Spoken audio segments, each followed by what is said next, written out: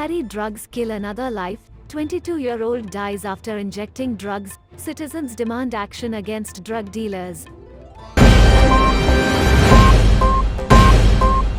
In Wahari district, drug trafficking is on the rise due to incompetence of police and alleged blindness.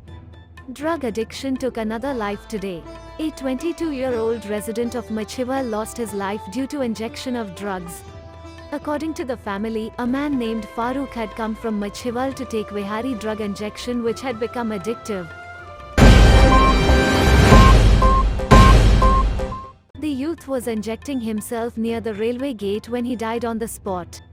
Authorities have been asked to take notice.